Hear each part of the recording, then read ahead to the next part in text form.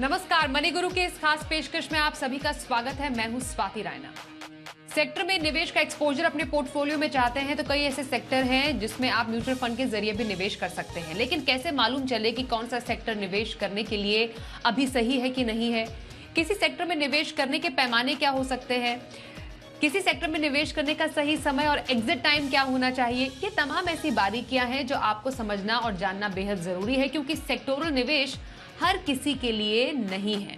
मतलब इसके लिए आपको जानकारी और समझ होना बेहद जरूरी है। इसमें ही हम करेंगे आपकी आज मदद हमारे दो एक्सपर्ट्स के साथ। परिचय करा दें, Pankaj Matpal, MD Optima Money, Kirtan Shah, CEO Credence Wealth Advisors हमारे साथ हैं। पंकज जी और कीर्तन, बहुत स्वागत हम करते हैं आज आप दोनों का अपने इस शो में। जैसा हम दर्शकों को बता रहे थे कि सेक्टोरल निवेश इतना आसान नहीं है। सुनने में अट्रैक्टिव जरूर लगता है कि जो सेक्टर अभी बूम पर है उसमें निवेश करे तो शायद रिटर्न ही रिटर्न मिले, लेकिन जैसा ऊपर से दिखता है वैसा नहीं है। आपको बहुत डीप जानकारी किसी सेक्टर की होनी चाहिए उसमें निवेश करने से पहले। अगर हम बेसिक से शुरुआत करें पंकज जी, जब हम सेक्टोरल निवेश की बात करते हैं, किसी सेक्टर में निवेश की बात करते हैं, तो उसके मायने क्या हैं?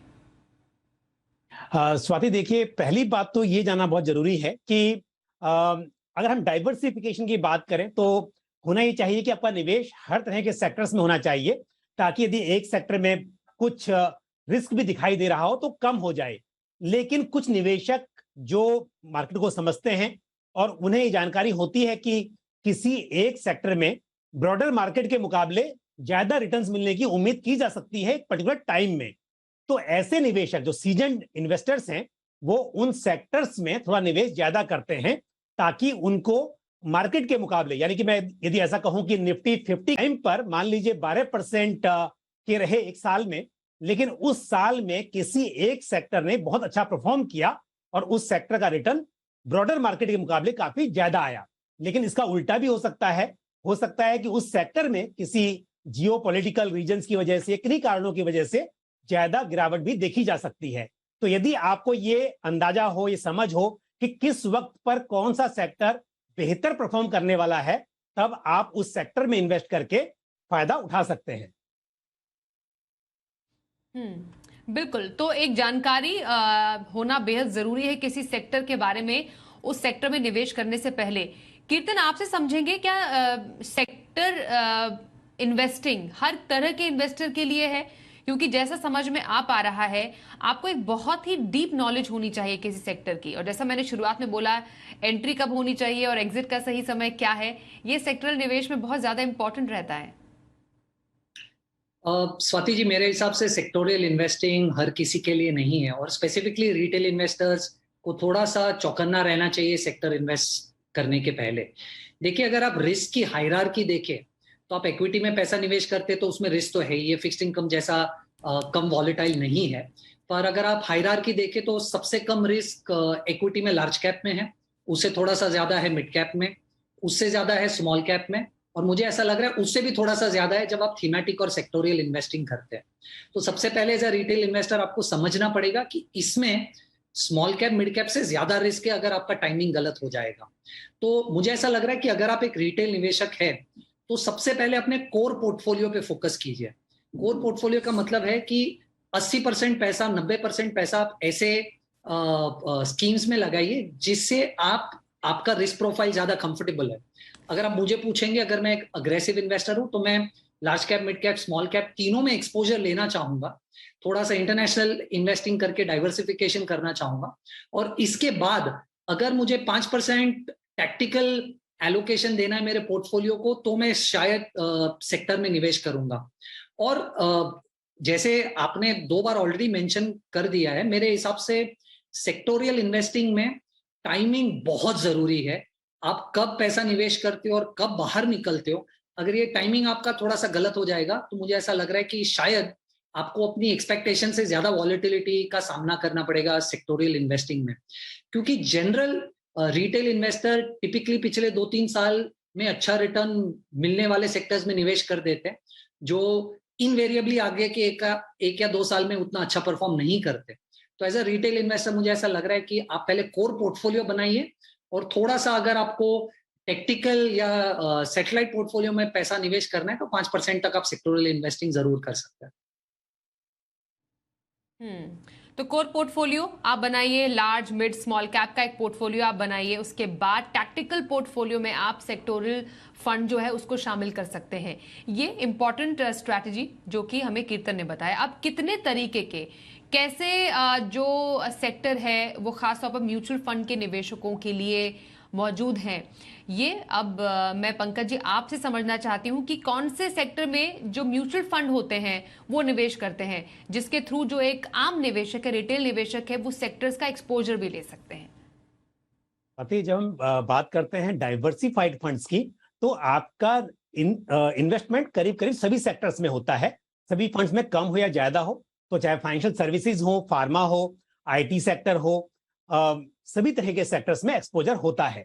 अब ये देखना बहुत जरूरी है कि डाइवर्सिफाइड फंड में भी ऐसा नहीं है कि सभी फंड्स में जो एलोकेशन है सेम हो। मैं उदाहरण के तौर पर बताता हूं आपको। यदि आप बात करें Nippon India multi cap fund की, तो आप देखेंगे कि करीब करीब वहां पर 25% एलोकेशन जो है टोटल एयूएम का वो फाइनेंशियल सर्विसेज में है, बैंकिंग एंड फाइनेंशियल सर्विसेज में।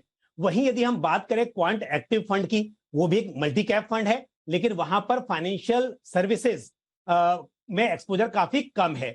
तो इस तरह से हर फंड हाउस या जो फंड मैनेजर है, उनकी अपनी स्ट्रेटेजी होती है कि उन्हें किसी सेक्टर में कितना एलोकेशन करना है, उन्हें क्या अच्छा लग रहा है। तो पहली बात तो यह है कि यदि आप किसी सेक्टर पर बुलिश भी हैं, तो आप डाइवर्सिफाइड फंड के थ्रू जाएं। यदि मान लीजिए ऐसा कहें कि आपको फाइनेंशियल सर्विसेज में ज्यादा अच्छा रिटर्न्स दिखाई दे रहा है, लेकिन एक banking and financial services sectoral fund में जाने की बजाय आप ऐसे फंड में निवेश कर सकते हैं जहां पर फाइनेंशियल सर्विसेज में एक्सपोजर ज्यादा हो। जैसे उदाहरण मैंने भी दिया, निपॉन इंडिया की मैंने बात की, निपॉन इंडिया फाइनेंशियल सर्विसेज, या फिर आप ICICI prudential Nifty bank index fund में निवेश करें। तो यहां पर आप देखेंगे कि मल्टी कैप की बात करूं तो मैं निपॉन इंडिया मल्टी कैप की फंड की बात कर रहा था, तो वहां पर एक्सपोजर आपको सभी सेक्टर का मिल जाएगा, लेकिन 25% एलोकेशन जैसा मैंने कहा वहां पर बैंकिंग का है। तो मतलब यहां पर एक पर्टिकुलर सेक्टरल फंड की बजाय रिस्क आपका थोड़ा सा कम रहेगा। लेकिन यदि आप चाहते हैं कि नहीं, आपको आपका जो पोर्टफोलियो है वहां पर large cap, mid cap, small cap, multi cap सभी तरह के फंड्स हैं और उन फंड्स के थ्रू आपका एक्सपोजर सभी सेक्टर्स में है, अब आप एक पर्टिकुलर सेक्टर में एडिशनल एक्सपोजर चाहते हैं, तो ऐसे में ICICI prudential Nifty bank index fund ये एक चॉइस हो सकती है। लेकिन ऐसे निवेशक जो सच में समझते होंगे कब उन्हें निकलना है इस सेक्टर से, वही निवेश करें।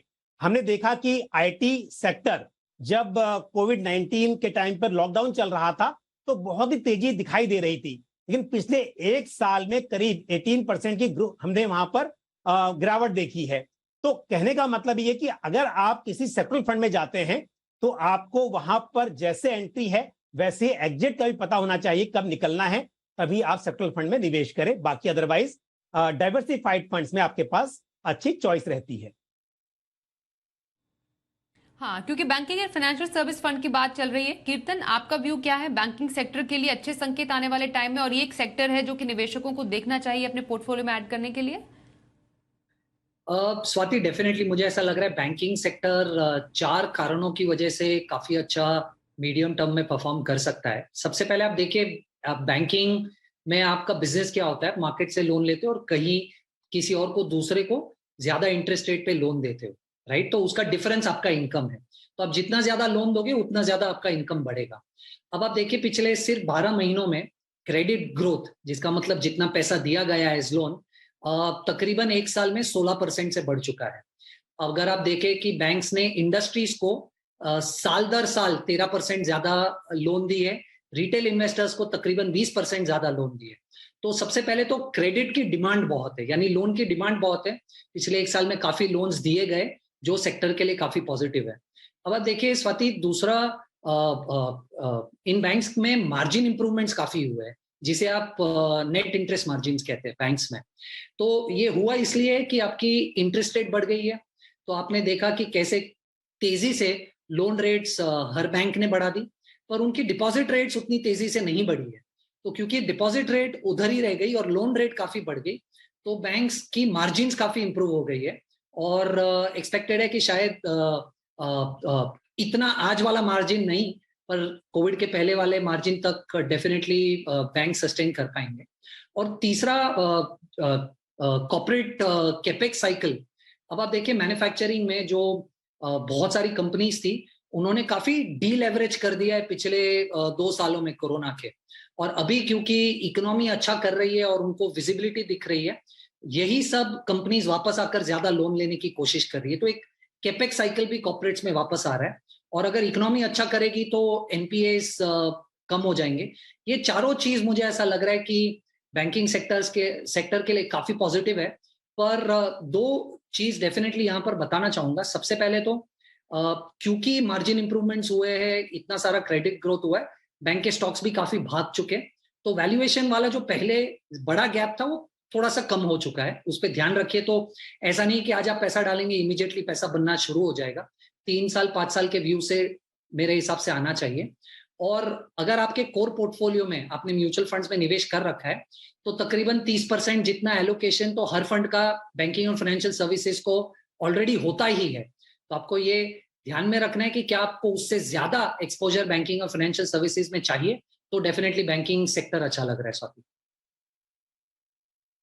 कैसे फंड आपकी तरफ से रेकमेंडेशन? देखिए, मुझे एसबीआई का बैंकिंग और फाइनेंशियल सर्विसेज फंड और आईसीआईसीआई प्रू का बैंकिंग और फाइनेंशियल सर्विसेज फंड, ये 2 फंड्स इस स्पेस में काफी अच्छे लगते हैं। ओके, तो कीर्तन की पसंद SBI banking and financial service fund और आईसीआईसीआई प्रू का banking and financial service fund, जो उन्होंने बैंकिंग स्पेस से रेकमेंड किया दर्शकों के लिए। नेक्स्ट जो सेक्टर है आपकी ओर से पंकज जी, जिसमें आपको लगता है पोटेंशियल है और निवेशकों को इस सेक्टर की तरफ देखना चाहिए? हाँ स्वाति, दूसरा सेक्टर ये होगा ऑटो, क्योंकि ऑटो में काफी स्कोप है। एक तो पहली बात तो ये है कि इंडिया में पेनिट्रेशन अभी भी देखेंगे तो काफी कम है। जरूरत बहुत है गाड़ियों की, लेकिन पेनिट्रेशन कम है और लोगों की जो स्पेंडिंग पावर है वो बढ़ रही है, इनकम बढ़ रही है। तो डेफिनेटली इस सेक्टर में स्कोप काफी है। दूसरा, साथ ही गवर्नमेंट की जो पॉलिसीज हैं, गवर्नमेंट के इंसेंटिव्स हैं, स्पेशली इलेक्ट्रिक व्हीकल को लेकर, उसको भी देखेंगे तो ग्रोथ दिखाई देती है। और यहाँ पर सिर्फ मैन्युफैक्चरिंग की बात नहीं है, उसके साथ साथ जो आपकी एंसिलरीज हैं, जो एडिशनल चीजें हैं, अगर हम बात करें कार या बाइक या स्कूटी की, उसके साथ साथ यदि हम देखें कि चाहे वो बैटरी हो या फिर बाकी के एक्सेसरीज हो, उनकी भी डिमांड काफी रहेगी। तो इस तरह से देखें तो ये जो सेक्टर है ऑटो सेक्टर, यहाँ पर अच्छे प्रॉफिट की उम्मीद की जा सकती है और ये सेक्टर काफी अच्छा ग्रोथ दिखा सकता है। और कैसे funds Pankaj ji auto sector से आप रेकमेंड करेंगे? अगर हम सेक्टर की बात करें तो UTI transport and logistic fund या ICICI Prudential transport and logistic fund, ये फंड इस सेक्टर में अच्छे रहेंगे। ओके, तो पंकज जी की ओर से ऑटो सेक्टर को रिप्रेजेंट करते हुए 2 फंड्स जो उन्होंने रेकमेंड किए हैं। कीर्तन, अब बैंकिंग स्पेस के बाद कौन सा ऐसी थीम है, ऐसा सेक्टर है जो आपको लगता है आने वाले टाइम में फोकस रहने वाला है और निवेशकों को खास तौर पर उस पर फोकस करना चाहिए? स्वाति, मुझे ऐसा लग रहा है कि मैन्युफैक्चरिंग एज अ थीम पूरा बहुत ही इंटरेस्टिंग लग रहा है। तो मैन्युफैक्चरिंग जब मैं कह रहा हूं तो मैं केमिकल्स की भी बात कर रहा हूँ, फार्मास्यूटिकल्स की भी बात कर रहा हूँ, electronics, auto, industrial machinery, textile, इन सबको मिलाकर जो एक मैन्युफैक्चरिंग थीम है, वो मेरे हिसाब से काफी इंटरेस्टिंग है 3 से 5 साल के व्यू के लिए। 2-3 डेटा पॉइंट्स देना चाहूंगा कि मुझे क्यों ऐसा लग रहा है। देखिए, सबसे पहले तो ये मैन्युफैक्चरिंग थीम मेरे हिसाब से चाइना में बढ़ती प्रॉब्लम्स इंटरनली पॉलिटिकल, उसने एक बहुत ही बड़ी इंडिया के लिए अपॉर्चुनिटी ओपन कर दी है कि हम we become the manufacturers to the world, right. और उसको कैप्चर करने के लिए गवर्नमेंट बहुत सारी स्कीम्स ला रहा है। जैसे अगर एक एग्जांपल दूं तो पीएलआई, अब पीएलआई स्कीम इंट्रोड्यूस करने के बाद आप देखेंगे कि पहले हम तकरीबन 50% से ऊपर मोबाइल फोन के हैंडसेट्स इंपोर्ट करते थे, आज हमारा इंपोर्ट 0 हो गया है, स्पेसिफिकली ये गवर्नमेंट की पीएलआई स्कीम की वजह से। अगर आप कोविड के पहले देखें तो इंडिया का ग्रोथ एक्सपोर्ट्स में, मैन्युफैक्चरिंग में 5 से 10% के आजू बाजू हुआ करता था। कोविड के बाद पिछले 1 साल में इंडिया का ग्रोथ 15% हो गया है एक्सपोर्ट्स में। तो मुझे ऐसा लग रहा है बहुत सारी चीजें इंडिया में मैन्युफैक्चरिंग को लेकर पॉजिटिव चल रही है। जैसे आप देखिए सप्लाई चेन डाइवर्सिफिकेशन, आपने देखा कैसे एप्पल ने यूएस में उनके जो पार्टनर्स है फॉक्सकॉन और एक ताइवानीज पार्टनर है, उन दोनों ने इंडिया में असेंबली यूनिट्स डाल दिया है क्योंकि उन्हें चाइनीज सप्लाई चेन से प्रॉब्लम हो रही है। आप देखिए बहुत सारे ऐसे सेक्टर्स है जो स्पेसिफिकली इंडिया में है जो एडवांटेज में है, जैसे फार्मा सेक्टर है बहुत एडवांटेज में है क्योंकि चाइनीज पॉलिसीज मैन्युफैक्चरिंग को सपोर्ट नहीं कर रही है वहां पर।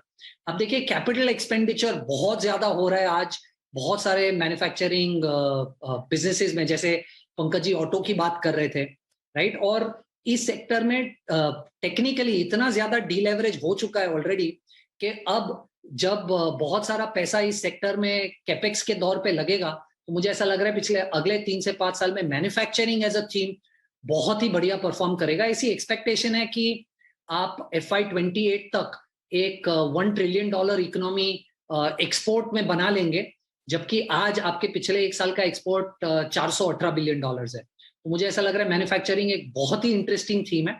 सिर्फ प्रॉब्लम ये है स्वाति कि म्यूचुअल फंड यूनिवर्स में बहुत सारे फंड्स नहीं है जो इस थीम को प्ले करते हैं, तो वो एक थोड़ा सा कैविएट है, पर मेरे हिसाब से ये बहुत इंटरेस्टिंग थीम। इस स्पेस में कौन कौन से फंड्स अभी मौजूद हैं कीर्तन? 2-3 फंड्स हैं जिनकी हिस्ट्री है, तो आप ICICI प्रू मैन्युफैक्चरिंग देख सकते हैं, आदित्य बिरला मैन्युफैक्चरिंग देख सकते हैं और कोटक मैन्युफैक्चरिंग फंड देख सकते हैं। ये 3 फंड्स की काफी डिसेंट हिस्ट्री है, और बहुत सारे, जैसे मैंने कहा, बहुत सारे फंड्स नहीं है इस स्पेस में। तो सेक्टोरल फंड कितना निवेश कैसे करें, इस पर कर रहे हैं खास चर्चा। किन फंड्स में ज्यादा है पोटेंशियल जो आप अपने पोर्टफोलियो में शामिल कर सकते हैं, ऐसे फंड्स पर भी हम चर्चा कर रहे हैं। ऐसे सेक्टोरल फंड की हम आज चर्चा करने के लिए हमारे साथ पंकज मटपाल हैं और कीर्तन शाह हैं। पंकज जी, पिछले कुछ समय में हमने बहुत ज्यादा बूम होते हुए देखा, खासतौर पर फार्मा सेक्टर में, क्योंकि एक तो डेफिनेटली कोविड का टाइम था, उसके बाद हेल्थ केयर की डिमांड भी काफी ज्यादा बढ़ी और नए नए technology with in health care भी हमने देखा। तो ये कैसा सेक्टर है पोटेंशियल के हिसाब से आने वाले समय में, और क्या कोई निवेशक ऐसे सेक्टर को अपने पोर्टफोलियो में शामिल करने की ड्यूरिंग करंट टाइम सोच सकता है? स्वाति, देखिए, जब हम बात करते हैं बैंकिंग की तो एक अग्रेसिव सेक्टर की हम बात कर रहे थे, लेकिन अगर हम फार्मा की बात करें तो एक डिफेंसिव सेक्टर है। लेकिन यस, इस वक्त पर निवेश किया जा सकता है। उसकी वजह यह है कि इसमें अभी मतलब वैल्यूएशन जो है वो अट्रैक्टिव है कंपैरेटिवली, और हमने सिर्फ कोविड पीरियड में देखा कि अच्छी ग्रोथ देखी गई, लेकिन पिछले कुछ समय से यहाँ पर बहुत ज्यादा ग्रोथ नहीं दिखाई दी है, तो वैल्यूएशन काफी अच्छी हो गई है। दूसरी बात, चाहे हम फार्मा की डोमेस्टिक की बात करें या एक्सपोर्ट की बात करें, तो यहाँ पर एक अच्छी तेजी देखी जा सकती है। और साथ ही क्रोनिकल, अगर हम बात करें क्रोनिकल डिजीज में कंजम्पशन की, तो उसमें काफी स्कोप यहाँ पर है। और उसके अलावा क्योंकि प्राइस बड़े हैं, जिसकी वजह से भी कंपनीज के मार्जिन काफी बड़े हैं, तो यानी कि प्रॉफिटेबिलिटी बढ़ सकती है और वॉल्यूम बढ़ सकता है, जिसकी वजह से इन स्तर पर जैसे कि वैल्यूएशन अभी हैं, यहां पर आप अच्छे रिटर्न्स देख सकते हैं। लेकिन फिर कहूंगा कि फार्मा एक तो डिफेंसिव सेक्टर है, यहां पर निवेश करना है तो आपको थोड़ा लंबे समय के लिए सोचना होगा, और साथ ही आपके जो फंड्स है वहां पर देखिए कि ऑलरेडी फार्मा का कितना एक्सपोजर है, उस हिसाब से आप शामिल कर सकते हैं। लेकिन अगेन, आपको अपने पोर्टफोलियो में जब भी आप सेक्टर की बात करें तो वो एक्सपोजर लिमिटेड रहना चाहिए। जी पंकज जी, और कैसे फंड्स फार्मा सेक्टर से? यहां पर अगर फार्मा की बात करें तो ICICI प्रूडेंशियल PhD फंड, यानी pharma health care and diagnostic, ये एक अच्छा फंड है। और साथ ही SBI हेल्थ केयर फंड, वो भी आप कंसिडर कर सकते हैं। ओके, ये तो रहे पंकज मटपाल के पसंदीदा फंड। कीर्तन, आपके ओर से आपका सेक्टर जो कि नेक्स्ट इन पोटेंशियल लाइन है? स्वाति जी, मेरा कॉल थोड़ा सा कॉन्ट्रा है। मुझे लग रहा है कि अगर आप स्टैगर्ड मैनर में अगले 2 क्वार्टर में धीरे धीरे करके IT में पैसा निवेश करें तो ये अगले 3 साल के लिए बहुत अच्छा निवेश हो सकता है। देखिए, इक्विटी में जब आप निवेश करते हैं तो आपको आप जब भी मार्केट गिरता है तब आप अगर निवेश करें तो रिस्क ऑफ और ज्यादा गिरना काफी कम हो जाता है। आई थिंक वो एक मेरा डेफिनेटली लॉजिक है IT को रेकमेंड करने के लिए। 18-20% फंड्स ऑलरेडी पिछले 1 साल में नीचे है। ऑफ कोर्स मैं ये नहीं कह रहा हूँ यहाँ बॉटम हो गया और यहाँ से ऊपर जाएगा, पर ये एक इंटरेस्टिंग अपॉर्चुनिटी है कि डाउनसाइड आपका थोड़ा सा लिमिटेड है, और अगर आप IT सेक्टर का परफॉर्मेंस पिछले 3 साल 5 साल या 7 साल के बेसिस पे देखे तो फंड का परफॉर्मेंस या आईटी सेक्टर का परफॉर्मेंस काफी आउटस्टैंडिंग रहा है। देखिए इस सेक्टर में प्रॉब्लम फिलहाल ये है कि बहुत एट्रिशन हो रहा है, मार्जिन प्रेशर है, एक्सपेक्टेशन है कि यूएस और यूके और यूरोप में रिसेशन आ जाएगा, इंटरेस्ट रेट्स बढ़ेगा, तो ये ग्रोथ स्टॉक्स है तो शायद वैल्यूएशन पे इम्पैक्ट होगा। पर मुझे लग रहा है काफी हद तक ये सारी चीजें जो मैं कह रहा हूँ ये मार्केट में डिस्काउंटेड है, और 3 से 5 साल के व्यू के लिए आईटी मेरे लिए मुझे ऐसा लग रहा है बड़ा ही इंटरेस्टिंग सेक्टर है। तो अगर आप अगले 2 क्वार्टर में थोड़ा पैसा करके स्टैगर करके इन्वेस्ट करें तो काफी अच्छा होगा। 2 फंड्स आप देख सकते हैं, टाटा डिजिटल और Aditya Birla Sun Life Digital India. Okay, तो आईटी स्पेस से कीर्तन के 2 पसंदीदा फंड टाटा डिजिटल और ABSL, that is Aditya Birla Sun Life Digital India fund, जो कि आईटी स्पेस में आप अपने पोर्टफोलियो में शामिल करने की सोच सकते हैं। चलिए, बहुत धन्यवाद करेंगे हम आपका कीर्तन, और साथ ही पंकज जी आपका भी, आप हमारे साथ आज के इस एपिसोड में शामिल हुए। मनी गुरु में आज के लिए बस इतना ही।